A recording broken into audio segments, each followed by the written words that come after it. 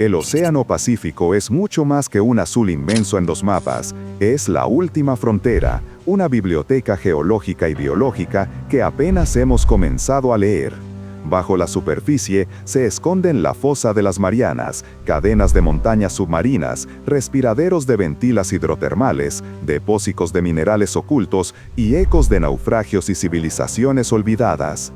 Cada kilómetro hacia el abismo revela criaturas que viven sin sol, procesos que moldean el clima y dilemas urgentes sobre la exploración y la protección de este mundo invisible. ¿Qué secretos guarda el Pacífico en su silencio y qué futuro depende de escucharlo antes de tocarlo? Parte 1. La puerta del abismo. ¿Por qué el Pacífico es la última frontera? El océano respira en silencio y, sin embargo, llena la mitad de nuestros mapas mentales con un azul que creemos conocer. La cámara abre con un horizonte limpio y una piel de agua que se ondula como una membrana inmensa. Bajo esa membrana, un mundo entero comienza. La luz cae en picado y se disuelve por capas, primero el rojo, luego el naranja, más tarde el verde, hasta que el azul mismo se rinde. La voz señala que la Tierra es un planeta de agua, que el 70% de su rostro es océano y que ahí abajo el tiempo rueda a otra velocidad. ¿Qué guardan esas sombras que no necesitan testigos, ni sol, ni permiso humano para existir? La superficie parece calma, pero en pantalla el mapa se transforma y el Pacífico revela su relieve, llanuras negras, valles más profundos que cualquier garganta terrestre. Un modelo batimétrico recorre la cuenca como una sábana en movimiento y muestra crestas, fallas, dorsales y trincheras que parten el fondo en líneas precisas. El narrador explica que llamamos zona fótica a la delgada lámina donde el sol todavía manda, zona mesopelágica a la penumbra utilizable y que más allá empieza el territorio sin amaneceres. Batial, abisal, hadal. 3 palabras que suenan a distancia, a presión que aumenta, una atmósfera por cada 10 metros, a cuerpos que aprenden a respirar de otro modo, a esqueletos que deben resistir el peso de un mar entero. Si esta visión del Pacífico te sacude y te hace pensar en todo lo que ignoramos, acompáñanos con un me gusta y suscríbete, porque aún queda mucho por revelar bajo estas aguas. El rojo desaparece en los primeros metros y es como si el océano apagara la sangre para que nadie la reconozca. En las imágenes, un rayo láser se pierde en el agua como si fuese humo y se rompe en partículas, demostrando que la luz no viaja mucho tiempo aquí. El narrador cuenta que solo una fracción del fondo ha sido cartografiada con detalle, que nuestros mapas del Pacífico son mosaicos de distinta nitidez, parches muy nítidos, rodeados por extensiones que aún son conjetura.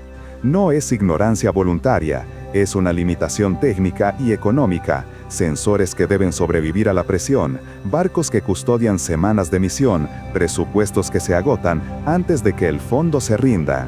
La cámara desciende y aparecen las herramientas que han abierto la puerta. Una ecosonda multihaz barre el lecho como un abanico acústico y pinta la topografía con ecos de retorno.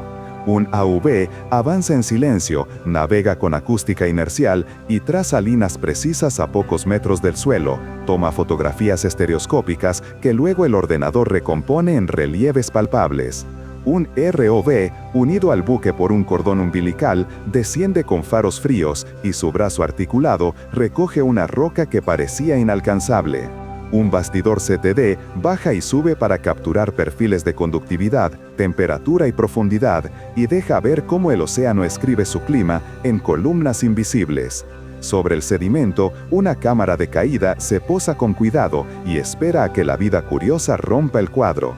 Cerca, un sismómetro de fondo escucha los crujidos de la litosfera y transforma vibraciones en relatos, mientras un perfilador sísmico de subfondo atraviesa capas blandas para leer el pasado como si fueran páginas.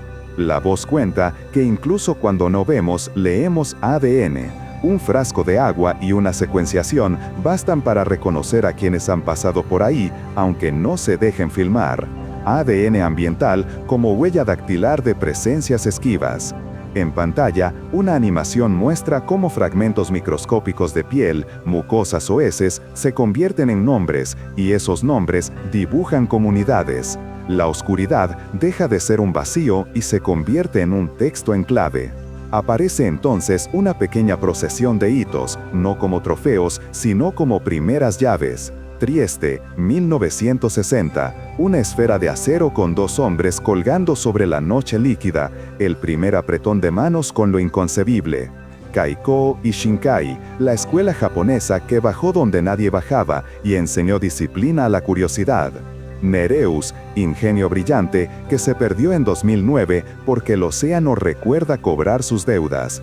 Deep Sea Challenger, 2012, una cápsula verde cayendo al punto más hondo que admite el mapa para demostrar que la voluntad también es una herramienta. En la última década, los nombres suenan a compañeros de viaje, Jason, Sebastian, vehículos que convierten preguntas en imágenes, trayendo a la superficie columnas de cifras y minutos de asombro. La cámara flota sobre un cardumen de puntos luminosos que se encienden y apagan sin ritmo aparente. La bioluminiscencia se muestra como un idioma antiguo y eficiente, una lengua franca de la oscuridad con la que se negocian encuentros, se confunden depredadores, se mide la presencia del otro. La voz compara esa constelación marina con un cielo dado vuelta y recuerda que en estas profundidades la mayor parte de la comunicación ocurre en silencio o en frecuencias que el oído humano no privilegia. Los sonidos de baja frecuencia viajan lejos, bordean montes, cruzan cuencas enteras, y es posible que un lamento de ballena conecte geografías que para nosotros son mapas separados. De pronto, el océano deja de ser una imagen plana y se vuelve archivo. El narrador nombra la idea que ordenará el resto del viaje.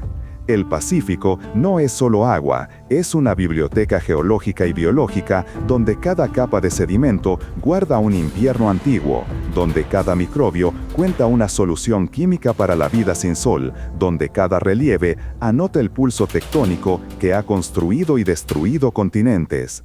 En pantalla, un corte del fondo marino se abre como un libro y muestra láminas superpuestas, polvos volcánicos, caparazones de organismos microscópicos, restos de un pasado atmosférico. La geología escribe despacio, pero nunca deja de escribir. ¿Por qué entonces sabemos tan poco? La respuesta no es poética, insiste la voz, es práctica. Mapear con alta resolución es costoso y lento, y el océano ejerce una fuerza que rompe ligereza y soberbia. La presión exige esferas gruesas, aleaciones caras, juntas impecables. La oscuridad pide ópticas sensibles, energía que no falle, latidos eléctricos que resistan un frío sin misericordia. Además, la ética nos obliga a no invadir con prisas lo que lleva milenios sin nuestra huella. Antes de bajar a ciertos hábitats, los equipos se esterilizan, los instrumentos se sellan, las rutas se planifican para no pisar donde todavía no entendemos. La ciencia aquí camina de puntillas. Mientras suenan esos argumentos, la pantalla se llena de procedimientos, una cubierta mojada, técnicos con guantes azules, un contenedor presurizado que mantiene muestras a la presión en que fueron recogidas, porque traerlas a superficie sin protección sería convertirlas en otra cosa. Un cuadro de control con pantallas que parecen vuelos nocturnos sobre ciudades dispersas. Voces breves que se avisan números y tiempos, porque cada minuto de inmersión es un pacto con la incertidumbre. La comparación con Marte llega sin estridencia. Hemos trazado con mayor continuidad la orografía del planeta rojo que el relieve íntimo de nuestro Pacífico. No porque el espacio sea más cercano, sino porque su vacío, paradójicamente, nos resulta más estable que esta profundidad activa. La voz pregunta sin pedir respuesta inmediata. ¿Y si el próximo gran descubrimiento que cambie nuestra biología, nuestra energía, nuestra medicina, no está en el cielo, sino debajo del oleaje? ¿Cuántos fármacos anidan en enzimas que prosperan aquí, a temperaturas y presiones que destruirían lo conocido? Aparecen en pantalla series de luces que caen desde la cubierta y desaparecen en el azul hasta que la nada los devora. Son pruebas, ensayos, errores, inicios, se repiten porque lo profundo obliga a repetir. Un regresador marca el ascenso y rompe la superficie con un estallido de espuma. Dentro hay sedimento, hay agua, hay palabras por inventar. La narración se detiene un instante en la humildad de la repetición. La ciencia avanza por acumulación, por corrección, por pequeñas victorias que sumadas se vuelven cambio de era. Se escucha un golpeteo metálico sordo que nadie ve pero todos sienten. Es el recordatorio de que el océano es también maquinaria natural funcionando a escala planetaria. Dorsales que abren corteza, fosas que la devuelven, fallas que se quejan, volcanes que nacen sin testigos. En un gráfico elegante, el Pacífico aparece como un circuito, una banda transportadora lenta y continua que renueva piel y memoria. No hay catástrofe aislada ni quietud eterna, todo se mueve en rangos de tiempo que superan el calendario humano. Parte 2. Kilómetro 11. Anatomía viva de la fosa de las Marianas. La superficie queda atrás como un recuerdo ruidoso y la inmersión adopta el tono grave de un órgano profundo que nadie afina y que, sin embargo, suena. La pantalla vibra con el descenso paulatino del vehículo, los números de profundidad suben como una cuenta regresiva al revés y el astronunciada cuyo fondo no es línea, sino un valle con depresiones y lomos, una microtopografía hecha de derrumbes y avalanchas petrificadas. La voz explica que aquí la placa del Pacífico se curva, se hidrata, se fractura y se hunde bajo la microplaca de las Filipinas, y que ese gesto de sumisión calcula fuerzas que ninguna ciudad podría soportar. A medida que el frío aumenta, los minerales de la losa liberan agua atrapada, y esos fluidos ascienden por fracturas invisibles, alteran las rocas del antearco, serpentinizan mantos duros y dan nacimiento a volcanes de lodo serpentínico, que no expara se acerca a uno de esos conos suaves que resuma un barro lechoso, y una lente macro deja ver burbujas finísimas que trepan como un suspiro mineral, mientras el pH se dispara, una química extraña que tienta a microbios poco impresionables. ¿No es un volcán que sangra frío una provocación a la idea misma de lo volcánico?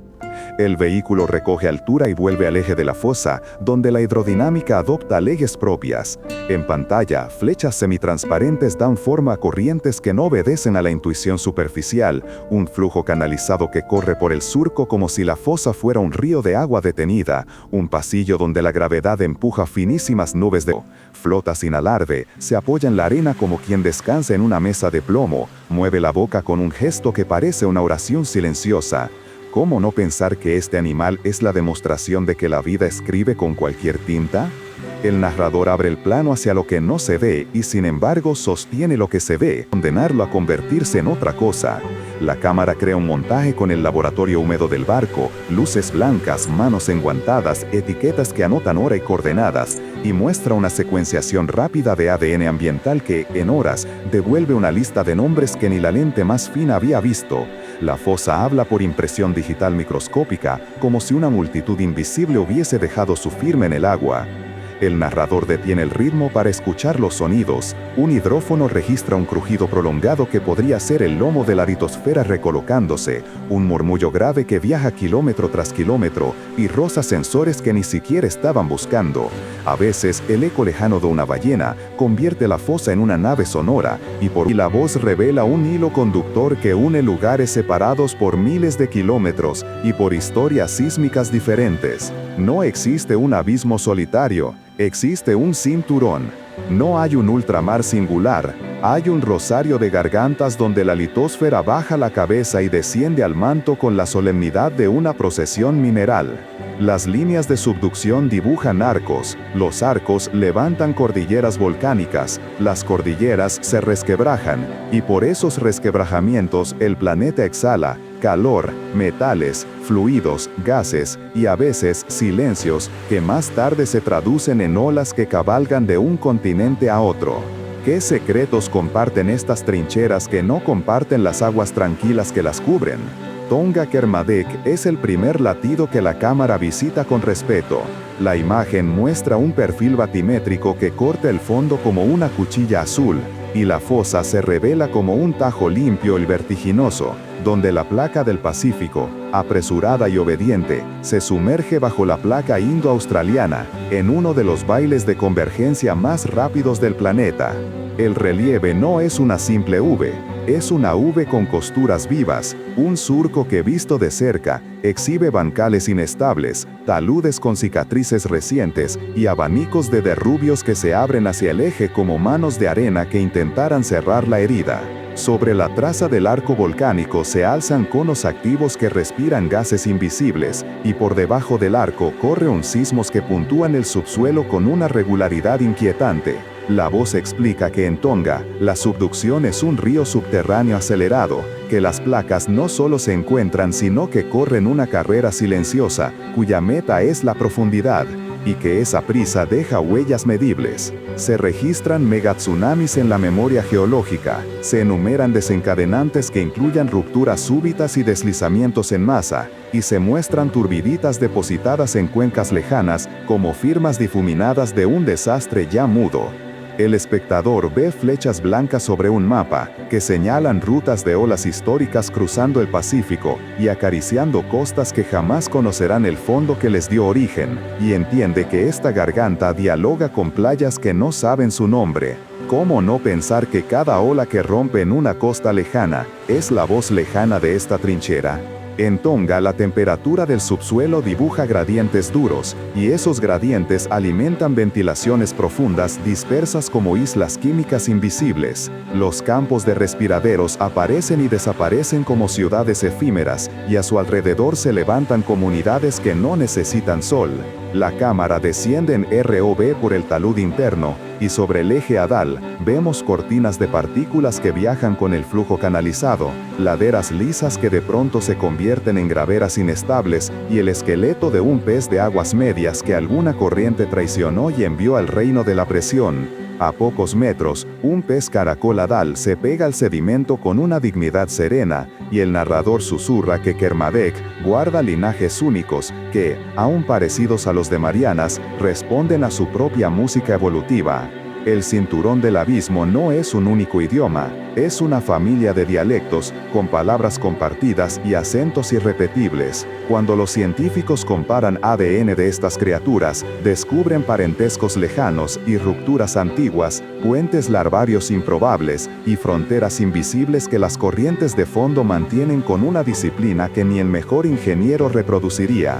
¿Son las fosas islas separadas por océanos verticales, o son estaciones de una misma ruta subterránea por la que viajan líneas genéticas con paciencia de siglos? La ruta sube hacia el norte como una aguja que busca un compás frío, y se detiene frente al teatro de Kuriles-Kamchatka, donde la palabra arco recupera su sentido geométrico y su sentido volcánico. La cámara se eleva para mostrar una cadena larga de islas que parecen dientes de basalto. La nieve dibuja bordes limpios, y el vapor de tráteres activos revela que el fuego no duerme bajo el hielo. La voz recuerda que aquí nació más de un tsunami que cruzó el Pacífico en diagonal, y golpeó costas que no conocen el alfabeto que lo escribió. Bajo las aguas, la trinchera es honda y continua, y el talud externo recoge sedimentos ricos en cenizas que actúan como páginas de un archivo piroclástico, con capas que señalan erupciones gigantes y en cenizas que viajan por el aire hasta caer en el mar, y luego rodar hacia el eje con la exactitud de una cinta transportadora natural. El fondo en este sector es un museo de tormentas rojas convertidas en memoria gris. Se muestran núcleos de sedimento extraídos con gravedad, cilindros perfectos con laminaciones finas que se marcan con luces y con fechas, y el espectador ve la escritura de los volcanes en una letra horizontal que solo el mar sabe calmar. Kuriles-Kamchatka es también una fábrica de energía elástica acumulada, y sus fallas actúan como arpas rígidas que al rasgarse, envían vibraciones a todo el cuenco del Pacífico Norte. La voz juega con una pregunta que la imagen insinúa. Si las olas que nacen aquí golpean Japón, Alaska y Chile, si los ecos de un derrumbe en un talud se traducen en líneas de costa alteradas a miles de kilómetros, ¿no deberíamos pensar el océano no como un espacio sino como un sistema nervioso? La biología responde con la misma ironía. Sobre dorsales sumergidas que cortan el talud, se instalan jardines de corales de agua fría y esponjas centenarias, que abren sus filamentos en corrientes profundas, y filtran un alimento invisiblemente abundante. Son oafis duros que detienen cardúmenes a la escala de la noche eterna, estaciones de limpieza donde peces grandes y pequeños negocian treguas, y archivos lentos donde la química oceánica se esculpa en capas metálicas que los científicos leen como palimpsestos del clima profundo. De pronto, el talud, que parecía una rampa sin paisaje, se fragmenta en terrazas y lomas, en salientes donde la vida se concentra y se multiplica, y el ROV debe planificar con cuidado su ruta, para no romper un siglo de crecimiento con un golpe de hélice mal calculado. La presión aquí no solo aplasta, también enseña delicadeza. Si cada imagen del abismo despierta en ti la misma mezcla de miedo y asombro, dale like y suscríbete, para que juntos no dejemos que este viaje termine aquí. El viaje gira hacia el suroeste, atraviesa el mosaico complejo del mar de Filipinas y llega a la arquitectura oblicua de Mindanao, donde la geografía es un diálogo de múltiples fosas que se miran sin tocarse. La pantalla se llena de líneas inclinadas, fallas en escalón, pequeñas fosas en paralelo que parecen párrafos subrayados, y la voz introduce los nombres de Filipinas, Cotabato y Surigao. No hay una sola garganta, hay diferentes surcos que obedecen vectores de fuerzas distintas, convergencias oblicuas, choques en diagonal, que rasgan la corteza con elegancia torcida. La cartografía de alta resolución se vuelve escasa, y el espectador comprende que aquí el reto científico no es únicamente bajar, es entender qué laberinto se pisa. En estos márgenes, la evidencia sugiere fuentes de metano que afloran en resumaderos fríos, campos discretos de carbonatos que crecen como flores pétreas sobre sedimentos blandos, y comunidades microbianas que metabolizan gases antiguamente atrapados en capas profundas. La cámara se acerca a un parche blanquecino que a primera vista parece una piel infectada del fondo, pero pronto se descubre que es un tapete microbiano que convierte el metano en energía y deja como huella una química diferenciada. Un bivalvo de concha pálida se asoma medio enterrado, y dentro de su tejido branquial viven bacterias simbiontes que pagan alquiler con metabolismo, y alrededor se mezclan pequeños cangrejos de color marfil y galateídos que patrullan el borde de la mancha como si vigilaran una frontera. Mindanao enseña que el abismo no es solo presión y oscuridad, es también economía, circulación de electrones, contabilidad de gradientes. En cada resumadero se negocia un tratado invisible entre los elementos y la vida.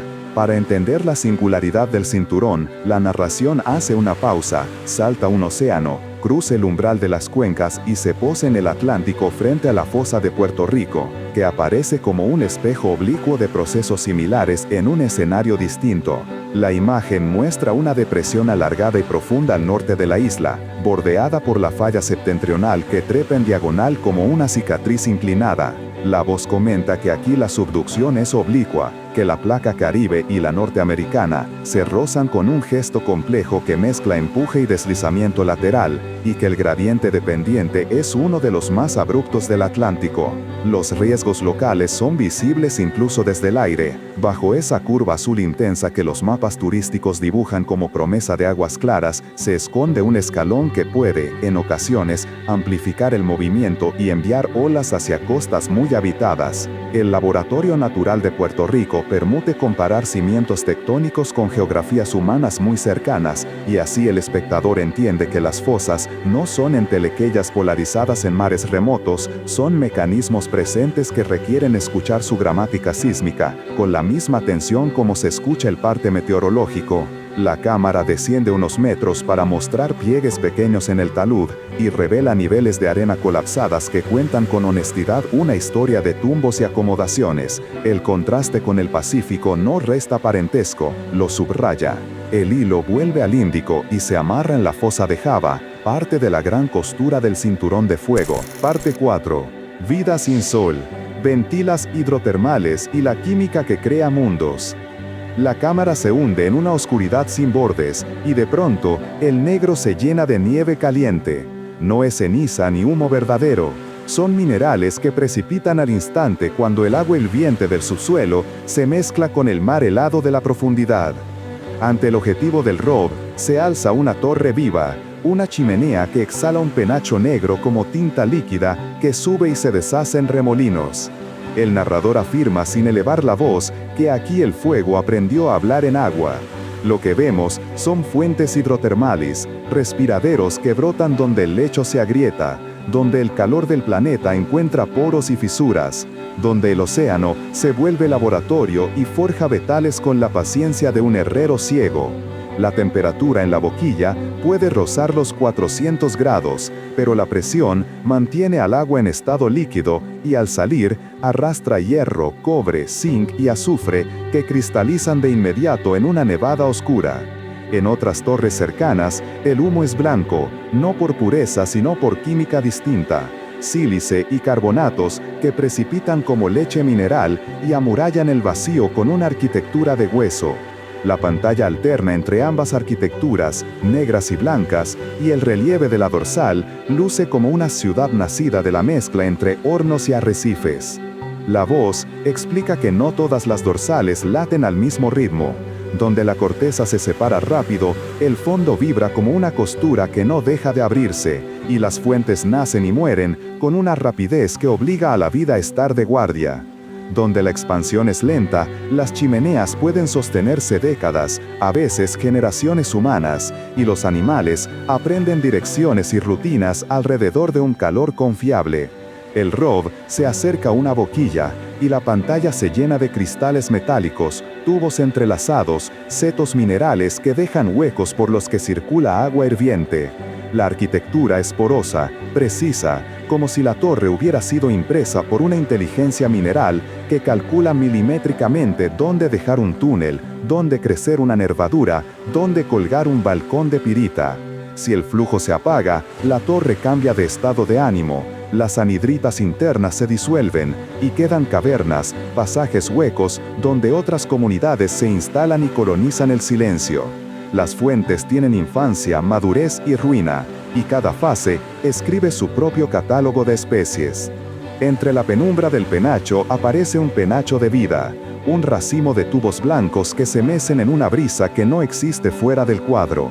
Son gusanos gigantes, Riftia pachipila, animales sin boca ni intestino que confiaron su destino a un órgano rojo y esponjoso que late como una granada abierta, y se llama trofosoma. Allí dentro viven bacterias que no ven la luz, pero fabrican azúcar con química pura, oxidando sulfuros y respirando el oxígeno que el gusano lleva en una hemoglobina singular, capaz de transportar a la vez el veneno y el remedio. La cámara acaricia los filamentos rojos y el narrador confiesa que pocos pactos son tan bellos y radicales como este contrato invisible entre un animal y su ciudad interior. Un poco más allá, pegado a un muro que suda calor, un anélido de espaldas blindadas asoma sus cerdas y se retira cuando el medidor roza el metal. Es el gusano Pompeya, Albinella pompeyana, inquilino de temperaturas que harían desfallecer a la mayoría, artesano de túneles de seda mineral, donde cada fibra es un seguro contra el ardor. Los marcos siguientes abren abanicos de vidas que negocian con electrones. Bancos de mejillones, Batimodiolus, abren válvulas y respiran aguas que para otros serían mortales, y en sus branquias alojan dos familias de bacterias, unas que viven del sulfuro, otras del metano, y entre ambas sostienen una economía doble que convierte en banquete lo que para la superficie es veneno. Cangrejos de pinzas largas peinan el agua con cerdas cubiertas de microbios como si cultivaran jardines en miniatura, y los galateídos patrullan entre sombras como jardineros silenciosos que recogen detritos y evitan que todo se vuelva exceso. Bajo la alfombra de la comunidad, el verdadero pulso lo marcan criaturas que se miden en micras. Bacterias quimiolitotrofas que oxidan hierro y azufre, metanotróficas que beben gas frío, arqueas que encuentran energía en el hidrógeno liberado por rocas que se descomponen mediante serpentinización. La voz, sin estridencias, nombra el motor de este mundo. No es el Sol, es el gradiente redox, la diferencia entre donadores y aceptores de electrones, el desnivel químico que la vida convirtió en fuerza de gravedad alternativa. El ROV acerca un sensor y las cifras trepan con dignidad matemática. Hidrógeno sulfuroso en partes por millón, metano en espigas discretas, hierro ferroso que colorea de verde los perfiles y una caída brusca de la acidez en centímetros de roca. El labio del penacho es una frontera de centímetros donde la química del infierno y la química del mar firman un pacto. Allí mismo, Capas de varita y anhidrita crecen como escarchas invertidas, sellan túneles, desvían corrientes y en cada poro nace un microhábitat con su propia humedad de electrones. En el laboratorio del buque, brazos con guantes manejan filtros, tubos, cromatógrafos portátiles. Una jeringa recoge agua desde un microcapilar y horas después, una secuenciación devuelve nombres que el ROV no puede filmar. Virus que pastorean bacterias y regulan el exceso. Fagos que abren y cierran con puertas invisibles en la red trófica microbiana. Depredadores a escala nanométrica que imponen límites y reciclan nutrientes con una eficacia que pone orden donde el calor invitaría al desborde. La escena cambia de clave sin abandonar la misma ley. Las fuentes se apagan, el relieve se aplana, el frío se hace más tenso y sin embargo, la química persiste. En un margen continental, lejos de las dorsales, manchas blancas fulguran en el foco de los faros y el fondo parece encanecido por una enfermedad luminosa. Son resumaderos fríos, cold seeps, donde el metano escapa como un suspiro sin temperatura y reacciona con el sulfato del agua de mar. La interfaz produce energía y la energía fabrica vida. Tapetes microbianos dibujan mantas que se ondulan como cuero fino, y al borde de esas sábanas de bacterias asoman bivalvos pálidos, plamas de sifón generoso, mejillones discretos que repiten el pacto simbiótico lejos del calor. En algunos márgenes, como frente a Japón o en los taludes de California o Chile, el metano se congela en hielo extraño. Son hidratos, caulas de agua a presión, donde las moléculas de gas quedan encerradas como luciérnagas en nevera. La cámara enfoca una costra translúcida, el brazo del ROV la rosa y pequeñas burbujas huyen en columnas finas. Los carbonatos autigénicos crecen en chimeneas bajas, en almohadillas grumosas, en paredes que parecen arbustos minerales. La vida, una vez más, escribe jardines sobre piedras que nadie regó. La voz vuelve a elevar la escala del relato sin perder el foco. Estas ciudades de calor y de gas no están aisladas del océano. Se conectan, a veces, por cadenas invisibles de islas químicas. Muchas especies no pueden emprender viajes largos en edad adulta, pero sus larvas sí. Algunas larvas se alimentan de reservas propias y se mueven poco, caen cerca de casa como semillas pesadas. Otras larvas se alimentan del plancton de paso y aprovechan corrientes profundas como trenes, ascienden, se dejan arrastrar por chorros intermedios, vuelven a bajar cuando una señal química les anuncia que la geografía del fondo ha cambiado y que hay hogar. La cámara sigue una animación de puntos que se dispersan y convergen según vientos y mareas secretas, y el narrador subraya que las fronteras en el océano no siempre son líneas, a veces son fluidos. Transformantes que fracturan el camino, valles que canalizan, remolinos que devuelven a mitad del trayecto. Por eso, cuando los genetistas comparan poblaciones de riftia a lo largo de cientos de kilómetros en la dorsal, encuentran parentescos y rupturas que dibujan mapas de conectividad tan complejos como los de un metro sumergido. En unos segmentos hay continuidad, en otros aparece una barrera invisiblemente sólida. El océano profundo tiene estaciones, peajes y túneles. El mineral vuelve a tomar la palabra y la torre negra que vimos al inicio decide contar su historia en voz baja. Por dentro, el esqueleto de la chimenea es una catedral de yesos endurecidos, tubos que nacen del choque entre agua gaseosa y agua cargada de cloruros, paredes revestidas de sulfuros masivos donde brillan cristales de pirita, esfalerita, calcopirita. A ratos, pequeñas costras oxidadas cubren el exterior y forman gozans submarinos, heridas herrumbrosas que delatan el lento respirar del metal bajo el mar. Cuando el flujo cambia, la torre se recompone, nuevas capas se suman, viejos conductos se clausuran, algunos poros quedan aislados y conservan sus propias biografías, como cuartos cerrados de una casa donde nadie entra. A escalas mayores, los campos enteros de respiraderos funcionan como barrios. Un campo puede apagarse y otro, a decenas de kilómetros, encenderse. Y la vida debe migrar a tiempo o inventar un modo de persistir en el apagón. El ROV se detiene frente a un edificio de carbonato de 2 metros de altura, cuya piel parece de mármol poroso. No es el Atlántico de las alcalinas más famosas, pero la lección es la misma. En algunos sistemas, el propio proceso de serpentinización de rocas ultramáficas genera un caldo alcalino rico en hidrógeno que, al mezclarse con el océano, precipita carbonatos como si un arrecife de piedra hubiese decidido nacer en plena noche. Parte 5. Montañas sumergidas. Tamu Massif, Cadena Emperador y los hotspots. El océano se allana durante minutos y de pronto el fondo se levanta como una muralla dormida. No hay árboles, no hay cumbres nevadas, no hay horizonte visible, pero la topografía se impone con la autoridad de un continente oculto. La cámara avanza sobre un relieve que respira corrientes, terrazas, contrafuertes de lava almohadillada y acantilados de basalto que caen en negro puro. El narrador pronuncia un nombre que pesa como un mito geológico: Tamu Massif. Un coloso que ocupa un territorio tan vasto que el encuadre nunca lo contiene. Un edificio volcánico oceánico cuyo cuerpo se confunde con la meseta de Shatsky Rise y que aún hoy obliga a afinar el lenguaje.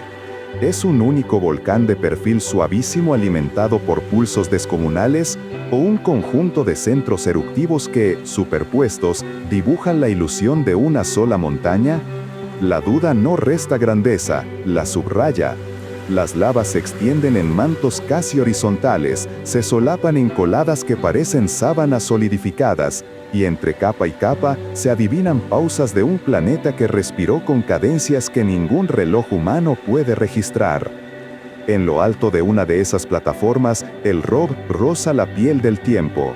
La textura del basalto muestra fracturas como mapas de ríos secos, filigranas que delatan la contracción de la lava al enfriar, y entre los huecos prosperan esponjas de copa y corales de agua fría que estiran sus ramas hacia una corriente que nunca se detiene. Nada de lo que aquí vive recibe un rayo de sol, y sin embargo, el lugar late como un balcón abierto a un viento invisible. La topografía concentra flujo, acelera masas de agua, induce ascensos discretos de nutrientes desde capas profundas, y ese upwelling resuena como un rescate silencioso. Sobre la cumbre, peces pelágicos se agregan en cardúmenes densos, túnidos que buscan bordes, tiburones que cortan diagonales perfectas, calamares que aprovechan la sombra del monte para emboscar. Las montañas sumergidas son oasis duros en medio de un desierto líquido, estaciones donde la vida se congrega para comer, huir, reproducirse, descansar.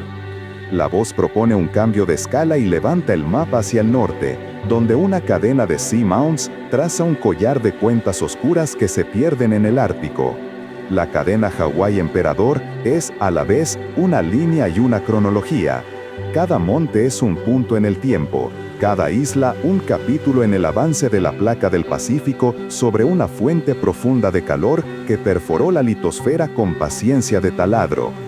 El giro brusco cerca de los 47 millones de años es un codo en la historia del movimiento, una esquina donde la dirección de la placa cambió y la caligrafía de la cadena lo dejó escrito con precisión humilde. La cámara recorre un seamount cubierto por costras ferromanganesíferas que brillan como escamas opacas. Esas costras tardan millones de años en espesarse milímetro a milímetro, y mientras crecen, atrapan señales del océano que las baña. Metales traza, rarezas químicas, firmas que funcionan como un archivo lento del clima profundo.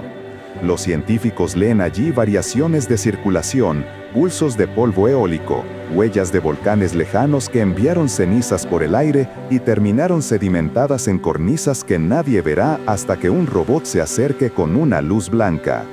El plano abre otra vez el anfiteatro. Un monte transmite su presencia más allá de su cumbre.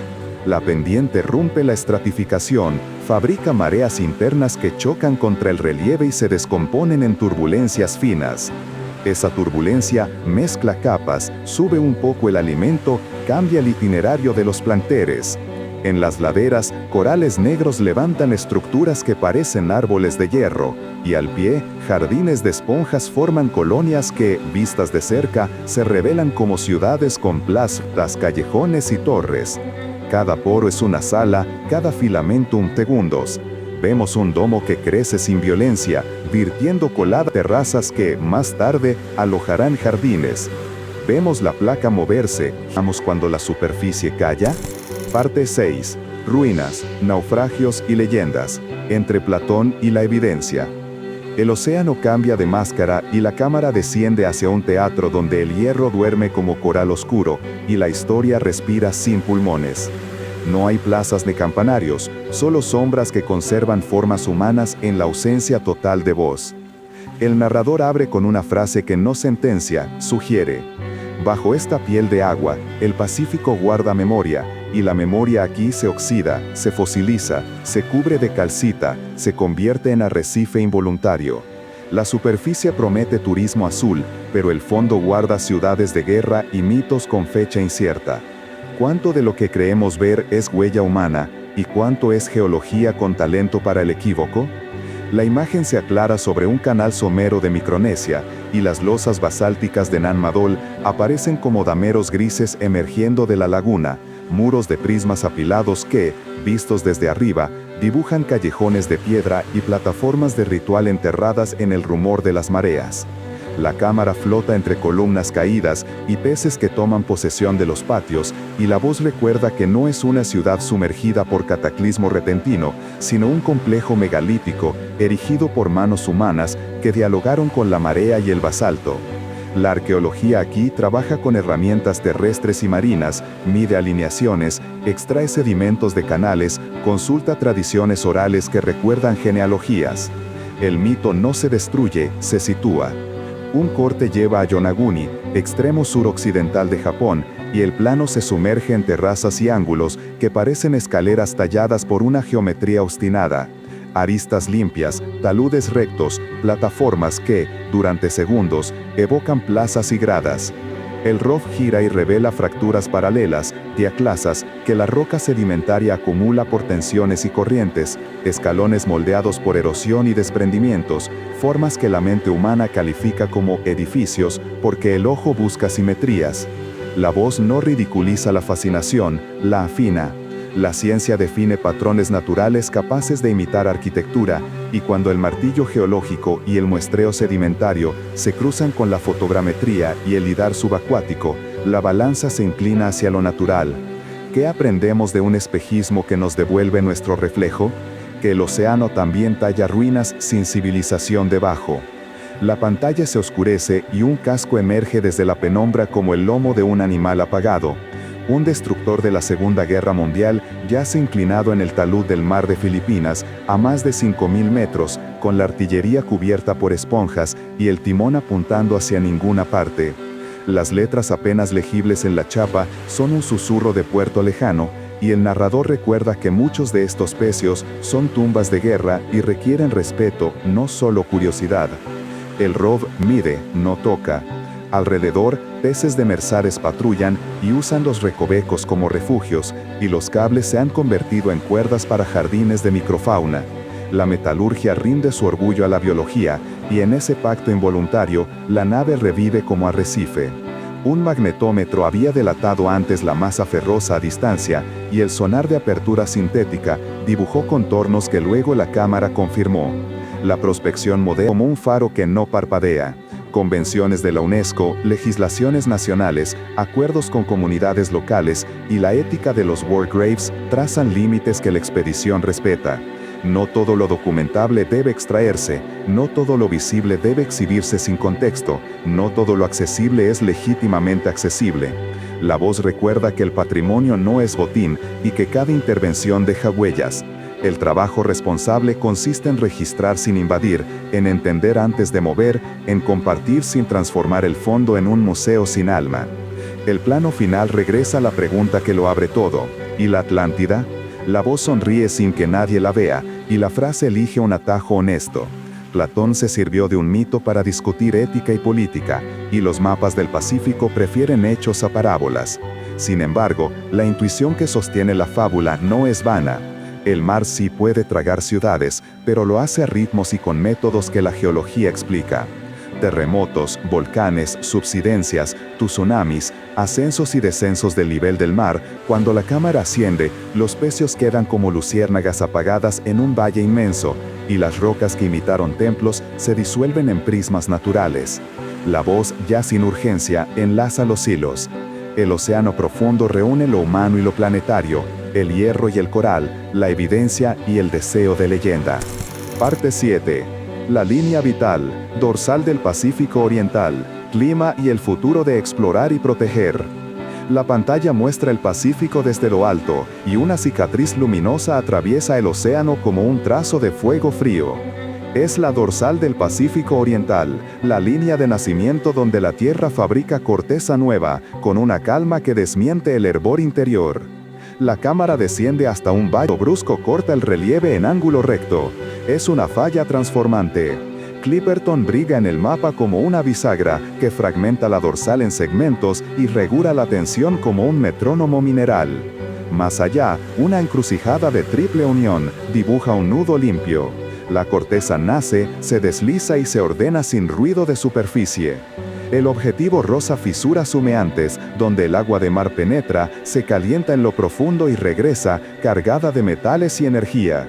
El narrador recuerda que este intercambio invisible sostiene balances químicos a escala de cuenca, moviliza hierro, manganeso y cobre, inyecta calor en las aguas profundas y deja, como única firma, penachos que se diluyen hasta volverse idea. En el horizonte sensorial, la dorsal modula el sistema Tierra con tiempos largos. No dicta el clima de la semana ni el de la estación, pero su pulso, acumulado durante eras, influye en la química del océano, en la ventilación del fondo, en la lenta coreografía de gases que respira el planeta. El espectador escucha un rumor grave y comprende que el corazón térmico del mundo no es metáfora, es una fábrica real que no cierra turno. La imagen cambia de escala y aparecen archipiélagos de ventilas como barrios de distintas edades. En unos, torres negras recién nacidas expiran nubes densas y atraen pioneras bacterianas que tejen velos blancos sobre el basalto caliente. En otros, chimeneas apagadas se vacían por dentro y quedan cavernas calcificadas donde gobierna la penumbra y toman el relevo corales de agua fría, esponjas longevas y comunidades que ya no necesitan el aliento del azufre. Un mapa de corrientes profundas se superpone y revela rutas sinuosas, pasillos estrechos que conectan campos distantes como estaciones de una línea subterránea. La vida circula con la discreción de las larvas y con la paciencia de los milenios. Cada fragmento de eDNA que flota en el agua funciona como billete con destino. Cada gen que coincide dibuja una genealogía que se expande y se bifurca como un delta en la noche. La cámara se abre a un mosaico de pantallas. A o B de larga autonomía navegan en enjambre como aves sin cielo y trazan mallas de alta resolución sobre crestas oscuras. Landers multipropósito caen y se quedan meses registrando químicos, sonidos, presiones, respiraciones invisibles. Pequeños laboratorios presurizados incuban microbios in situ para que no mueran al subir. Redes de hidrófonos de fondo escuchan sismos y cantos y a veces el paso de criaturas que nadie ha visto. Sobre el mapa, una meta simple y gigantesca se ilumina con letras sobrias. Cartografiar todo el fondo, no solo dibujarlo, entenderlo en 4 dimensiones, espacio y tiempo, relieve el proceso, para gestionar con ciencia y no con presentimientos. Entonces aparece la palabra que pesa, gobernanza. La voz pronuncia sin estridencias a la Autoridad Internacional de los Fondos Marinos y el nuevo Tratado del Alta Mar, y al mismo tiempo aparecen polígonos azules de áreas marinas protegidas que se extienden como constelaciones de cuidado. Se describen líneas base ambientales que hay que levantar antes de tocar, estándares que definan cuánto ruido, cuánta resuspensión, cuánta sombra química puede tolerar una comunidad que tarda décadas en nacer. Zonas de referencia que nadie tocará para que exista comparación honesta. Zonas de exclusión que vivirán como santuarios de presión y silencio. Frente a la promesa de metales estratégicos se alza la certeza de ritmos biológicos que no entienden el apuro.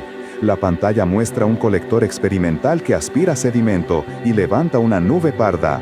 El penacho viaja con la corriente como una tormenta silenciosa. Un segundo cuadro enseña huevos y larvas envueltos por partículas. Una pregunta cae con el peso de una piedra en un estanque. ¿Cuánto vale acelerar una tecnología si a cambio desordena un archivo que tardó en escribirse más de lo que dura una civilización? El montaje final vuelve al paisaje. La dorsal, ahora tenue, cruza el Pacífico como una escritura en braille para manos de agua.